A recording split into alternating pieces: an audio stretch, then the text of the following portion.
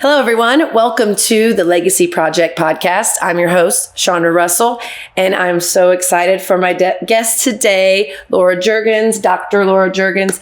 I love telling everybody our stories of how we got connected because it's growing this women's ecosystem and connecting with so many amazing women. It's just so powerful. So we got connected through Debbie Gibson, who is leading a Lean In Circle closed group out of here on Tuesdays once a month. And if you guys remember Lean In, Sheryl Sandberg from Facebook. So that group is based on that. And then Diana sweetly said, Laura, you got to connect with Chandra. And we had an amazing conversation, 2 hours the other day, just sitting here on the couch, laughing, cracking up. And out of just that conversation now, we are launching a group once a month and all these amazing things. And you're going to be doing some workshops. So it's just really powerful to have just sometimes one connection and everything that can lead out of it. So thank you for being our guest today. I can't wait to dig in with you. Share with everybody what you do and who you serve. Yeah, absolutely. Thanks for having me. Yeah. I was so happy to connect with you and so glad to meet you and so glad to be here with everybody here. I am Laura Jurgens. I am an intimacy and relationship coach. What the heck is that? You're wondering. It sounds like when we think about intimacy and relationships and we think about getting help around them, we might think about going to a therapist. Mm-hmm. I go to 2 years. Yeah, Mm-hmm. Really good for some things. And also, there's a lot of stuff your therapist doesn't do. And they're not going to role play with you. They're not going to hold you if you need to be held and cry. Yeah. They're not going to roll around on the floor, helping you get in your body with your partner. And they're not going to teach you how to throw each other up against the wall, in a safe way, right? They're not going to help. They're not necessarily. So those are all things that I do. So for example, I might work this week, I worked with most of my clients are women who've had some sort of sexual repression, which is most of us, to be honest. Yes, it is. Or are struggling in some way, have maybe reached midlife and are kind of realizing that they've kind of been going through the motions with intimacy and it doesn't feel like it ever has really been for them. And so reclaiming our own bodies, deshaming our bodies, which is a big thing we'll talk about today because that's part of our project, and really reclaiming our own sexuality and our own pleasure in our bodies and figuring out how to know what we want and get what we want from our partners. So that's what I work with people on, and we do it in a very practical way. So I'm outcome based rather than sort of 20 years of therapy. We're going to work together in 6 months or a year to get you the outcomes that you want with practice, role plays, so that you walk out confident, knowing having actually done the things that you're trying to do. Right? Yeah. Yeah. And something you brought up in our lovely conversation off camera, the role play conversation piece. Oh my gosh. Practicing a tough, and it's obviously not all sexual, any tough conversation that you need to have with your partner. I mean, practicing on a man or whoever your partner, whatever your preference is, but practicing on someone, not just your bestie, really being in a situation. And that just hit me how powerful that tool would be. And I have not really done that. And so I'm very interested. Yeah. So I teach people how to have tough conversations in a way that you'll actually be much more likely to be heard and how you can actually come out of conflicts closer together. But to do that, it requires some skill and some vulnerability. And so oftentimes you need to practice with somebody where the stakes are lower. Right. And you're not worried about screwing up with me. Right. And I'm not hurting your feelings. You're not going to hurt my feelings. And I have boundaries and I'm really good at holding them and I'm really good at repairing. So if you did hurt my feelings, we would actually use that as a practice to repair and to teach, repair, and to practice it, right? And I don't think that word is used enough. Repair conversations. Yeah. And we need it a lot. Yeah. And we just you get in a big fight and then you make up. but there's a missing conversation in there. Yeah, right? there's usually some lingering resentment. And if you do that often enough, you're going to have a big, giant, heaping, stinking pile of lingering resentment in a long-term relationship. So knowing how to actually clean all that stuff out, how to really, truly repair so that you're closer is just game changing. So I recommend it to everyone. Please, and also being in a relationship where you know that the person has an ethic of repair. I require this in all my friendships really now. That I love this. Look, if we're friends, we are friends now. We had one previous conversation, but we've decided we're going to be really, really good friends. So what I will ask of you, and I'll just ask you right now. Sure, let's do it. If I screw up and hurt you in some way, will you always be willing to repair, to give me the opportunity to repair with you? And to have a conversation about that so that we can hear each other and take whatever responsibility needs to be taken and figure out how to care for each other better. Yes, absolutely. Awesome. Let's do it. Great. And it's such a beautiful, it's like, even saying it, hey, can we have a repair? I would say it now that you've introduced this to me. It's like, hey, can we have a repair conversation? Because that way the expectations are set up. I don't want to fight actually ever again with anyone. I mean, I'll fight the man and the system and whatever. I mean, but I mean, as far as like one-to-one, like friendships, I mean, and the resentment builds. It gets shoved. It doesn't really get to be this full conversation of like, it's really, I would say the most important thing we do is have conversations. Yeah. Kinda. So the way you build intimacy with someone, the way that we build connection is sometimes actually by having conflicts. Is by having differences. That's how we learn that we're different people. Yes. We have differences, right? Yes. But sometimes those differences also can, or sometimes just by going through life, we can inadvertently touch on people's pain points, right? And you didn't necessarily mean to, right? Like if this is something that happened with us, but maybe you touched on this pain point of mine, and how would you know how to care for me better, or how to even know me and understand me if I don't share that with you, and if I just stay in resentment and like it's okay and I let it go and let it go? Does anybody really let it go without repairing? No, we pretend we do. Yes. So in any sort of intimate relationship, whether it's a romantic relationship or a friendship or a family member, which repair doesn't usually happen there either, but it can. It's so beautiful when you have this ethic of repair. You know that, you're safe, that somebody's not going to run away from you because you messed up. Right? Which is really soothing. Feels really good. Yeah, like to know I can't, if as things develop, we'll just keep it with us, right? Like as things develop with us, it's like you want to feel safe that the time and energy you're investing in this person will last. And like that it's a safe relationship like this, because from the beginning, we're already having these amazing conversations because of you and who you are and what you do. Yeah. So we know now, we've decided that we're going to repair, which means that if you do anything that is like not sitting right with me, I'm going to actually be honest with you about it. And we're going to have an opportunity to become closer because of that. It feels so good. Like I felt like butter. Like I know that sounds weird, but it felt like something around my heart. Yeah. To hear it. Somatically. Yeah. In your body. Yeah. Exactly. So that's a part of it too, right? Because real intimacy requires that kind of vulnerability and that willingness to be in connection. So that is part of what I do too as an intimacy and relationship coach, is help couples do that, and also help people just do it in their lives. So that's how they show up. If you are dating somebody who has repair skills, for example. Oh my gosh, sign me up. Wow. Really, really hot. Yeah. Really hot for somebody to have emotional capacity like that. Just saying. This podcast is for women, but smart men will watch it too. Well, and it's really hot for women to have skills like that too. Oh, yeah. Where they are holding standards like that. Holding some emotional standards in relationship. whether it's with other women or with men. But holding standards in relationship is really important. And just as important as holding some boundaries is like, this is what I need for me.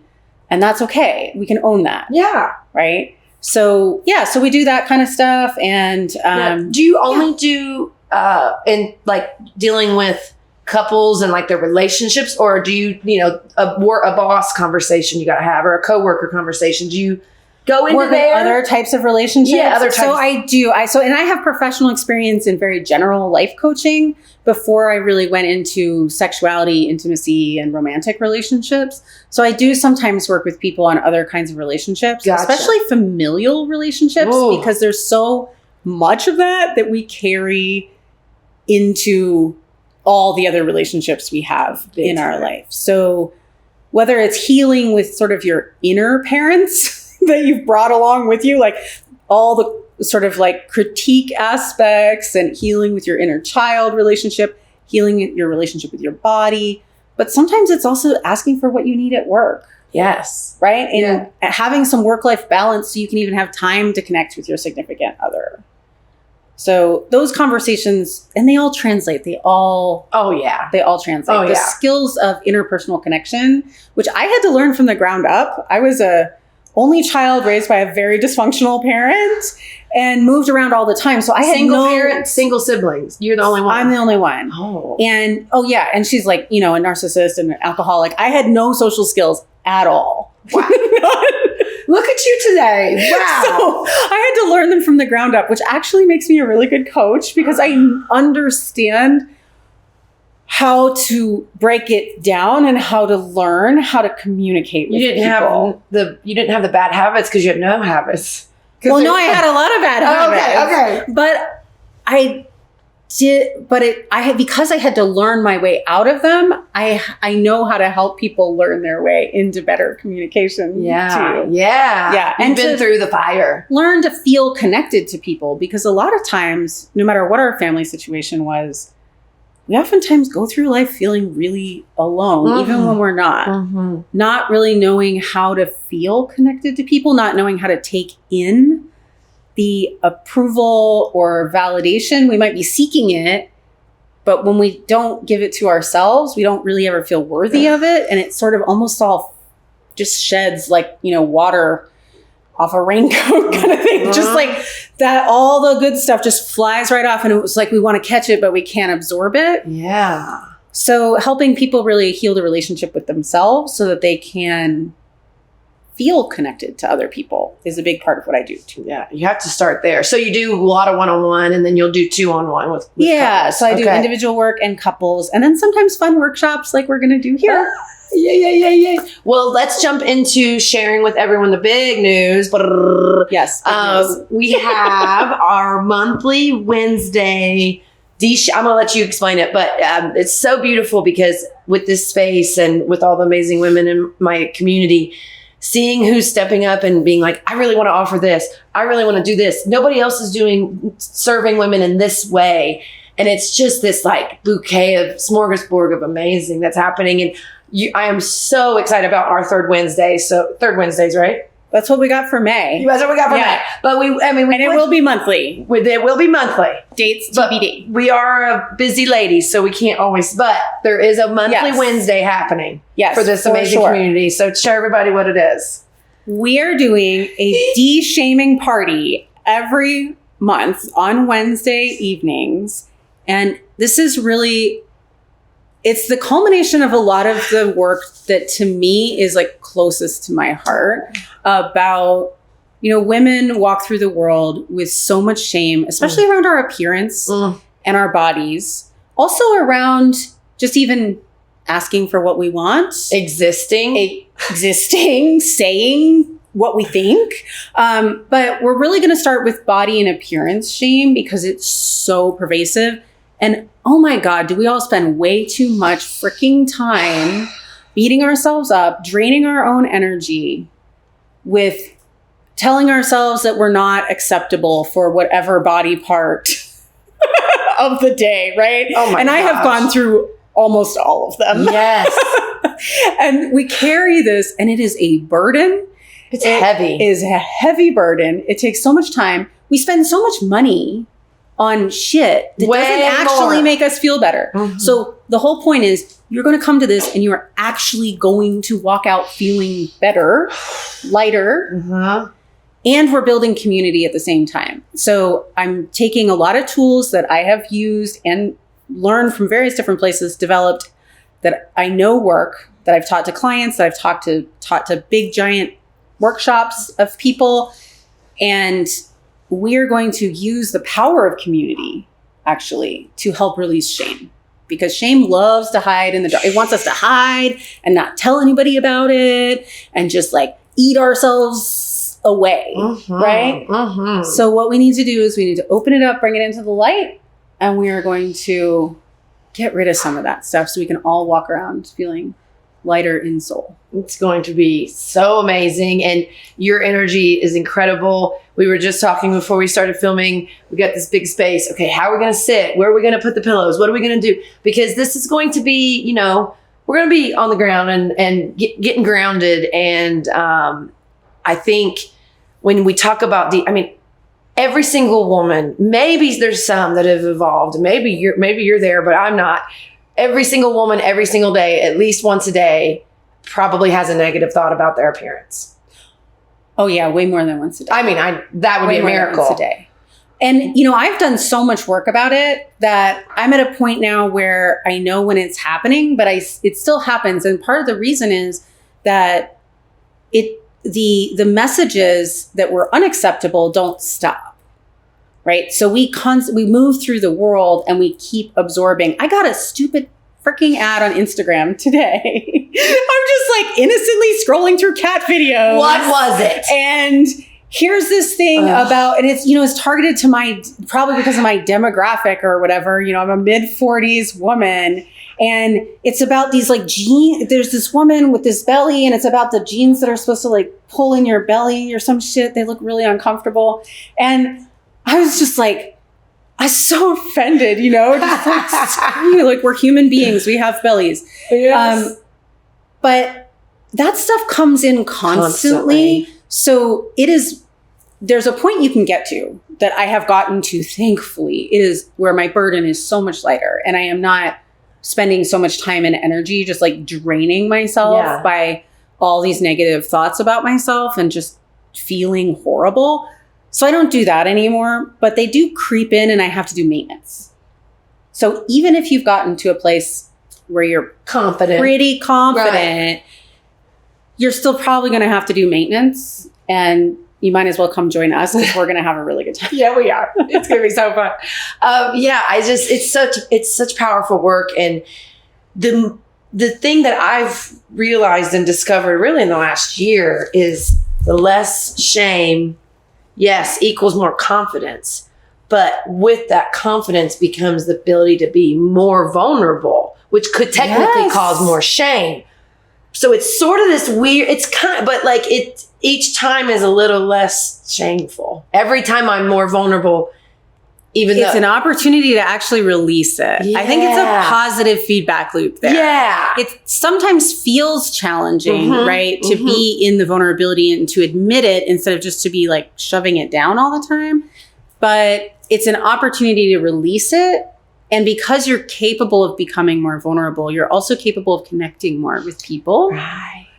And that is a process that nourishes you too. So it's really, I think it's a win-win. Yeah. De-shaming is always a win-win. And it's like there's a little bit of vulnerability just starting. Of course. Right? But we're brave. Yes, we are. And being I'm almost to that point of like what I would consider my most vulnerable self, right? Like you're doing deep conversations like this, you know, putting all this stuff out there and hoping people like it and want it and need it, right? Yeah. So I'm in a very vulnerable like phase. Yeah. And in some ways, I think it's probably going to last the rest of my life now because I like actually love it. And people come up to me and say, oh my gosh, thanks for being vulnerable. You know, it's becoming truly that superpower. It's a superpower. We talk about it. Yeah. That's authenticity, right? Because at the root of it, we're all vulnerable. We're either admitting it or we're lying about it. That's it. Two choices. Right. there's sort of facts, right? True facts here. So everybody's vulnerable. You're either admitting it or you're lying about it. And if you're lying about it, chances are you're lying about it yourself too. But if you're open enough to just own that, it is magnetic. And it really feels so comfortable and warm to other people. It gives permission just by you walking through the world that way. And it's actually so admirable because it takes a lot of courage to walk through the world without so much armor, right? To say, I've got my own back enough that I can do this. Yeah. I can share that. Gosh, I really hope we have an audience, right? Gosh, I really hope people come to my event. Gosh, like I'm nervous about this, right? Yeah. It's just sharing like, hey, here we are sitting in front of the TV and like, there's probably a little part of us that's both really nervous about like, and probably a little part that's like, do I have spinach in my teeth? Oh, yeah. Or whatever. Always. Or what does my arms look like? Like, yes, right? all the things. Yeah, all the things. How am I going to be judged? Who's going to say what about me on the internets? We grew up without it, darn it. I know, they just said it to our face. The bullies are just like direct. Right. But yeah, I know. They didn't have, or I don't know, in like notes or the yearbook or whatever it was. Oh yeah, there's some brutal ones in the yearbook. Oh yeah. People sneak it in like, but yeah. It's so admirable to be vulnerable. And I really applaud you for that. Yeah, you too. Yeah, celebrating with you. I love your website and your branding, and I want to make sure we talk about the whole point of this podcast is building your legacy. So all these different people you're serving and the impact. I mean, you're making real impact on their lives, like changing interpersonal relationships. I mean, most of us probably wish that we had better, all of our relationships. Like my best friend and I used to talk every Friday and we have totally slacked, right? And it's just hard sometimes to feel that connection. And so really, it's almost to the point where I don't really tolerate bullshit conversations. Yeah. Right? Like we're on a podcast, but we're having a conversation. I'm getting to learn more about you. So talking big like that and talking about your big legacy, what do you envision for your life and the impact that you're trying to make? Yeah, so it's a really fun question because it's changed a lot for me in the last little while. Right. The last few years. So I was a research professor at a top tier research university doing... I didn't know this, you guys. I'm learning it with you. So my PhD is in a type of biology, and I researched marine climate change ecology, basically, how climate change is affecting marine ecosystems and what we can do to support resilience. Mm-hmm. That was my research. Okay. And so I was in academia, and that was kind of where my coaching journey started. Sure. Was because being a woman in science, I needed a lot of support because there wasn't any actually in my job. I really didn't. Once I reached a professorship, it's supposed to be this sort of like being a tenure track professor. There's hundreds of people that apply for the job. You finally get it. You're like, a little intimidated, right? But also excited. And working really hard, but in a really hostile environment. And it felt, academia fails women. Oh, constantly. For sure. Constantly. I have students getting harassed by other professors. I have, and then the professors are being protected. I have students who have stalkers that the university cares absolutely nothing about.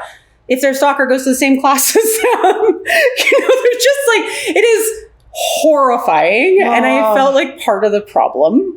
I bet. Because you can't fix it. You can't do anything. It's like really this system, this ancient system. The bureaucracy juggernaut is real. And at first I thought, well, I want to be part of the change. And then I realized that it was not worth my life and my energy to die on that hill. So no matter how much I love science, and I'm still very involved, and I still publish papers with my students and things like that. But all the coaching tools I learned to help support my own mindset, get myself out of imposter syndrome, learn how to be confident, not take any shit from the male professors and their admins. And the institution as a whole is such a masculine patriarchy thing. It is, yes. They don't call it the ivory tower for nothing. So all of those skills just also, helped me realize that it was time for me to get out and to create something new. And I wanted to have a personal impact on people. And I wanted to take these skills that I had learned and really help support women's empowerment in some of the places that women feel the least empowered, the most marginalized, which is in our relationships and our sexuality. And the most vulnerable, to really help people reverse that. And, I had sexual trauma. I had a lot of abuse growing up. And so to be able to be a sexually empowered woman in the world is a bold thing, just that. Who comes from trauma, I think walking through, I count that as a win. There's a legacy right there. Yes. Right? Absolutely. But on top of it, I get to help other people, and I get to use my trauma actually as a connector, as something that helps me have better insight into what other people might be going through and help show them what's possible for them when they feel the most alone and the most broken, which they're not. Nobody's broken. Right. They're not broken. Gosh, not up until not me. Up until a few years ago, I used to say I'm broken or somebody's broken. It's like, no, that's not really good to say anymore. Well, yeah. And I do still feel it, but it's like, what's the better terminology? Because I guess, like you say, trauma or triggered or we've been through things. That's really what it is. Yeah, we have challenges that maybe we haven't figured out yet. But that, broken is like a sentence, right? It's like a life sentence. It's like we can't be fixed.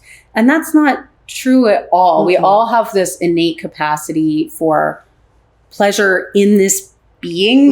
This is what we've been given, this body that we've been given. It holds all of our emotions, our experience of the world. It lets us come out and meet new people and have new, walk through the world and have new experiences, right? And it also comes with a whole set of pleasure tools that is our entitlement for us. Our pleasure. Right? My pleasure. Yeah. So I love helping women reclaim that. And I feel like the more people feel worthy of love and care and entitled to their own bodies and boundaries, that reverberates to me. That when women walk through the world that way, when they have expectations of their partners to respect them in that way, when they just become a force for good, a force of showing other people what's possible. So to me, the legacy is actually the legacy of all my clients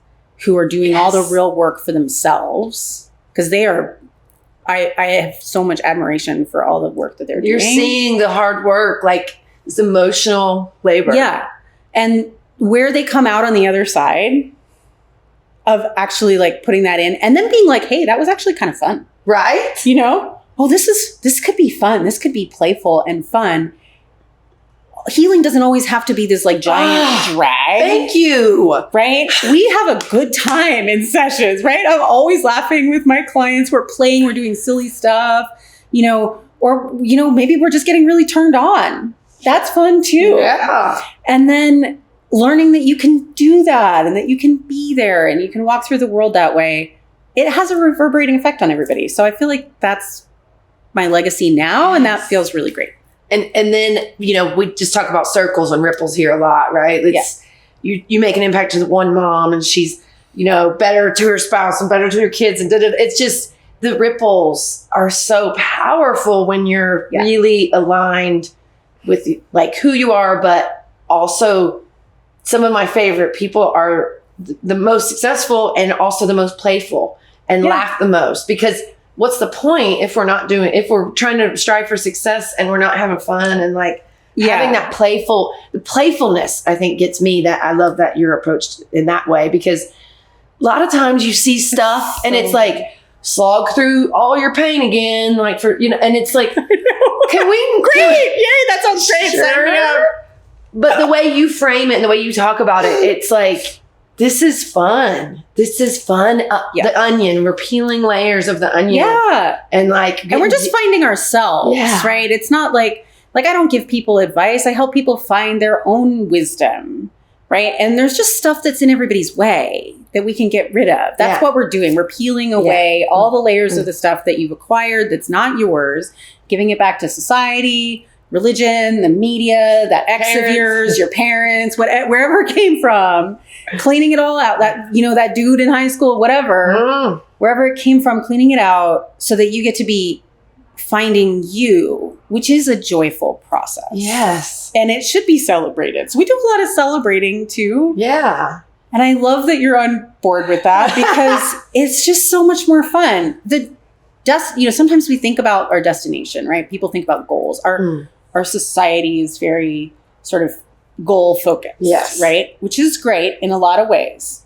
But the destination will always feel like the journey.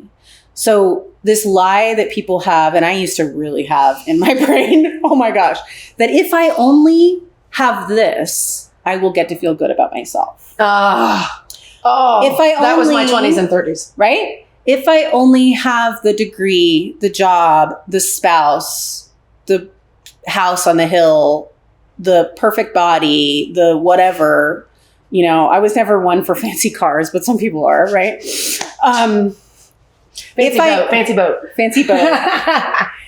If I have this, then I will get to feel good. Then I will feel good. Well, the problem is, if you've been around the block, you've noticed that you get something and you still feel the same. And you still brought all your own damn problems that you had before with you, and sometimes there's little shifts, but things catch up to us, right? So the journey or the destination always feels like the journey. So we have to actually make the journey feel good and juicy and delicious and fun and wonderful in order for the destination to feel that way. Yeah. There's no destination. It's like literally doesn't exist. It doesn't. It's just life. Right? Yeah. So starting this class and the reaction that we're already getting, I think you said 20 group members, but then 14 RSVPs. So make sure you guys RSVP because we have a limited space here. Yeah. In a week, which is great. Yeah. Within a week. So there's obviously a need for this. There's obviously, it's resonating with people. And I mean, as soon as I say the word deshame, people immediately are like, their eyes light up because I don't have to carry this around forever. Oh my gosh, there's actually a way to put it down. Yes, there is. Come get it. And I still can't. I told her she needed to charge y'all, but she wants to do it free. Because this is such powerful work. I go to therapy. Yeah, I have these other things, but getting in the body and de-shaming all of that, just a couple weeks ago, there was a video. I hated my arm, the whole video. And so it ruins that video for me. And it's stupid. It's so silly to have shame over old lady arms or whatever it is. It's why do I beat myself up still to this day some days, right? Some days you're like, oh, and it feels gross and I feel shameful and why am I not better, yet? There's heavy days. There's really heavy days and we need to de-shame, baby. We need it. Yeah. I used to have so much stuff. I never used to wear tank tops or anything that showed my arms because I had so much shame about my arms not being the little stick arms that women are supposed to have. The ones they make the shirts for. Because when I go to put my arms in, the shirt comes halfway at my forearm. It's that's it. And I mean, that's society telling me, right, that I'm supposed to be small and not take up space. And so, of course, I have internalized that. And now the problem is the calls come in from inside the building. And so when our brain thinks it, we believe it. We think it's the truth, even though it's just a thought and it's optional. Right. Right. So we have to ask ourselves, not is it true that there's something fundamentally wrong with my arms, but is it useful? No. It's not useful. No. Is it making you feel better? Sometimes people think that being mean to themselves is going to make them change the thing. Yes. right? If I'm just mean enough to myself, I will Yes. fix it. And it's actually the opposite. The more mean you are to yourself, the less motivation you will have to fix it, because you are just draining your energy and all you want to do is hide and like comfort yourself with, 4 boxes of donuts or something. Bottle of wine. Yeah. Bottle of wine Right. and, binging Bridgerton or whatever. Right. Instead of like, you're not going to actually take any positive action from that place. You're not going to, and meanwhile, you're going to feel miserable. So there's no usefulness It's not for useful. self-shaming at all. It will not help you change any of your behaviors, and it will also make you feel shitty along the way. Don't you think women do that way more than men? Yeah, although I do think men do it to some extent too. But women are trained to do it from a very early age. Yes. Our society is very focused on trying to think women's looks and girls from a very young age. Yeah. I feel like my first moment of shame was definitely in kindergarten. I got on the school bus and was called trailer trash. And I never, ever will forget that. Ever. Yeah. And so that's shame. That's economic shame. But it was like insinuating I was dirt. There's all kinds of stuff tied to it. Yeah. And so, that poor little 5-year-old me, that's awful. Poor little thing. I'm sure you can remember some young, way too young. The concept of shame being even a thing is kind of nuts when you think about it. We really don't need it. No, it is actually the least useful emotion that I have ever found. And I've done a big study of a lot of emotions. Yeah. Guilt is really great. I love guilt. Give me some good old-fashioned Why? guilt. Wait, you don't get to move on until you explain why you love guilt. Guilt is so much better than shame. Guilt is that I did something bad feeling. Okay. Which is like, I could have shown up better. Oh. I really wish I'd have done something differently. So there's chagrin and there's this kind of sense of painful, sometimes embarrassment with guilt that we didn't show up in alignment with our own values. Uh-huh. But that's actually really useful. So it doesn't feel amazing. We can process any feeling in the human body. Your body is capable of having any feeling. All human feelings your body can have. I promise you. You can process them in your body. You will survive. They are not emergencies, even when they feel like emergencies, right? Yes. So guilt might feel crappy in the moment, but it actually is useful because it motivates change. Guilt is what helps us, for example, be like, ooh, I said something kind of racist. Right. And that does not in alignment with my values. And I really want to make amends. And I really want to learn how to do better. Right? Yeah, learning opportunity. It creates learning opportunities and it creates motivation for learning. Shame, on the other hand, just makes us want to hide. So, for example, when we shame people on the internet, it never helps the situation. No. It never helps them do better. No. It will either make them run away, which maybe is what we want, but it will not make them do better in their life and around the people that they have influence on. Yeah. So, and it also might make them just double down. Because they're trying so hard to hide, then one of the ways that we do that is sometimes get really loud about and really aggressive about the opposite. That's a way of defending, right? Is this sort of big, giant defensiveness, big retaliation, attacking behavior back. So that's all just hiding from shame, right? Shame does not motivate behavioral change ever. So it's really helpful if it's a behavioral thing that you have shame about, to actually shift it from an I am bad, like I am a bad person, I'm unworthy and like horrible for doing this, to actually shift it to guilt. And that is something that I teach too, is how to do that. So I'm like, that sounds hard. It's not in a good way. Like it's actually really relieving. Yeah. So the moment you're feeling shame, try to figure out how to make it feel like guilt instead. Just make it about the behavior. Yeah, being not bad, me. not you being a bad my value. person. Right. Bad behavior, not bad person. Yeah. Yeah. Right. I mean, I did something the other day that somebody thought was really bad. No. Oh, yeah. I was saying something about friend of mine was on a flight, and she had just come in on this flight, and she was complaining about the guy in front of her dropping his seat back down. Second you get on the plane and you sit down and the seat's like right in your face. And you're just we haven't even settled in yet. And you're just like, this is a 2-hour flight. Could you just let me have a little bit of space? And I was like, oh yeah, I hate that. Like the people who do that kind of thing. And I'm from Philadelphia, so I'm sure the word asshole came out. I was like, those assholes, And I was kidding. But my other friend was so hurt because she thought she was like, oh, that's me. And you're like I do that. And I'm being judged here, right? Whoa. And so I could have in that moment, and my former self would have been like, I'm such a horrible person. I should never have been so judgmental. I'm a horrible person. Mm-hmm. Shame spiral. Yeah.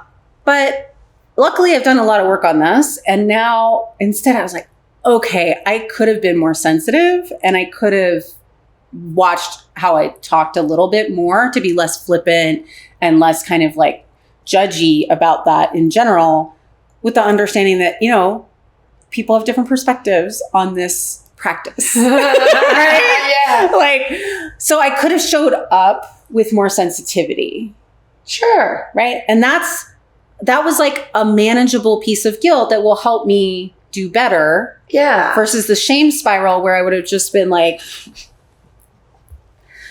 I'm a bad person. I'm just going to be quiet. And then the rest of the day is ruined. Yeah. And then and the relationship, because I am not giving myself a chance to actually be present enough with somebody else. So when we're in shame, it's all about us. Yeah. We don't actually have the opportunity. So inside, so insular. We make it so much about us. It would have been all about me being a bad person, and I wouldn't have even really been paying attention to somebody else's feelings.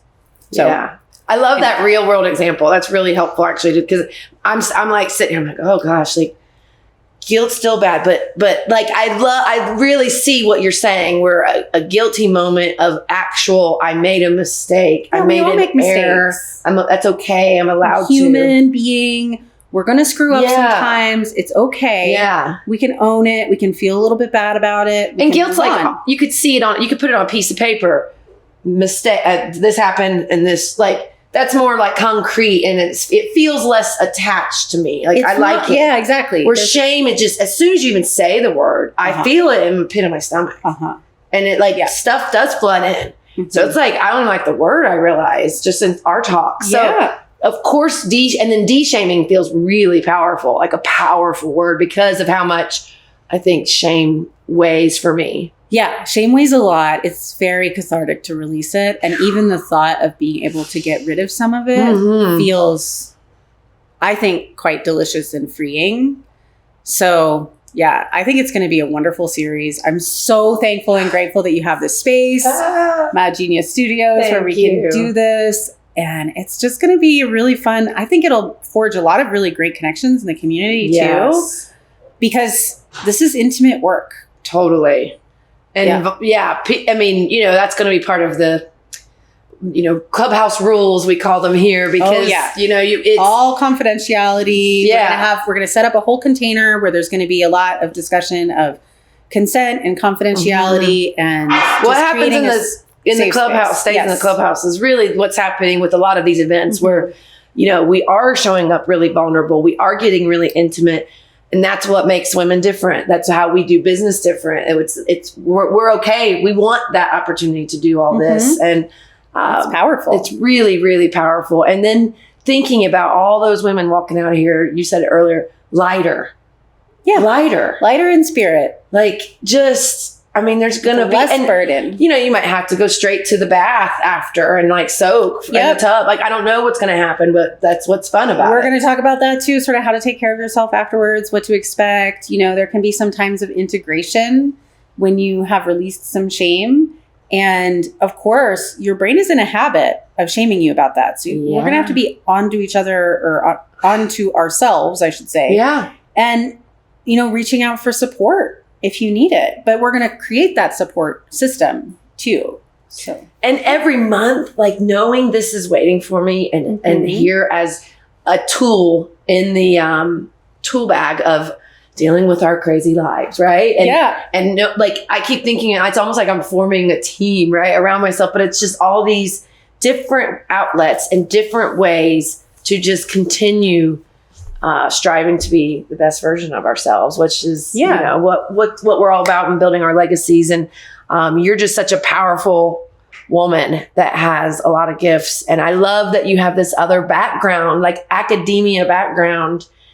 I was a graduate assistant volleyball coach at Marshall, West Virginia, and being like an admin in that world, right? We were just coaches, but there is a lot of traditional things, even though we think of college campus. Thank you. I'm like, because we think about college campus as progressive and hopeful and future oriented, but there's a lot of tradition. That's the party line, and that was the promise. And I wish that was the reality, because I worked really hard to have access to higher ed. Right. I was homeless as a teenager. I didn't have a chance to go to college when I thought I was going to. I had to put myself through community college for years in order to access a four-year university. So when I got to a major university, I remember just like hanging out behind this redwood tree on the University of California, Santa Cruz campus, and just bawling at 28 because I finally got to go to college full time. Wow. And it was so heartbreaking to me to see these kids like just playing video poker in class or something, when I was like, I get to spend my day learning. This is amazing. How are you not understanding this privilege? Right. And so I love higher ed in so many ways. Me too. But it is not like the system is not set up to support women, people of color, people who are from any marginalized group, really. And it is really set up for this sort of like old school, white male, cis hetero, like, has a wife to cook dinner for them and therefore can spend all day kind of just doing whatever they want. Using their brilliant mind. And it is, and for the admins, because the administration tends to be pretty exploitative too. Yep. It is just, once you get into the professorship, it is not a pretty picture. Yeah. So it is a sad thing, but it was a good experience because I was kind of I tried to play in my own playground as kind of my own CEO of my lab, and I brought in my grant money. They took half off the top, and I, had my grad students and I had my technicians, and we did our science and everything. And that was great. But, you're really, really put into a corner. And I know so many women in academia who feel really disempowered, unfortunately. So whether you've escaped academia like me, self-liberated, where I was like, oh, they want you to go for tenure early. And I was like, no, I don't even want your tenure. You can have it. Bye. Wow. But that's powerful. And then to start your own business, which is its own like scary bag of anxiety, everybody, by the way. It's really something to work through. It's a real challenge to the nervous system. It is. Or whatever you're doing in this world, whatever it is, noticing how the systems are not set up for us and creating new ones of our own, like what you're doing here, that really does help us and nurture us and support the way that we want to see the world work. Yes. Right? Yes. I just love that so much, and I'm so glad to be on your team. Love it. Well, I mean, we need like 8-hour conversations. We need a sweetie. We got a little office doggies visitor. But yes, we have so much to talk about and share and continue collaborating and thinking through how to just keep supporting women, because every single woman that we help rise up, everybody that around her rising up. And it's just this beautiful, like waterfall backwards, upwards. I don't know. So join us. We have our first date on the calendar. That is May 15th. May 15th. What time? 5:30. 5:30. And we can't wait for y'all to be here and experience the wonderful mind of Laura and just show up in this space so you can show up in every other space even better. Yeah. You need that tagline. Take that one. Okay, That's a good one. We'll borrow it. Thank you, everyone. Thank you, Laura, so much for being here Thank and you, sharing your Sandra. magic with us. Yeah, my pleasure. Yeah.